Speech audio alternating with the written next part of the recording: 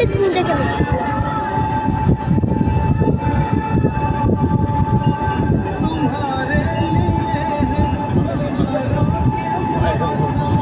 আমরা আজকে সবাই মিলে যাচ্ছি বেড়াতে। দেখো এইটা আমার বাপি আর এইটা আমার বুনি, এইটা আমার মা যে এখন ফোন দেখছি। ফোনে কি দেখছি জানি না। দেখো আমরা যাচ্ছি ঘুরতে, প্রমোশন করতে চললাম।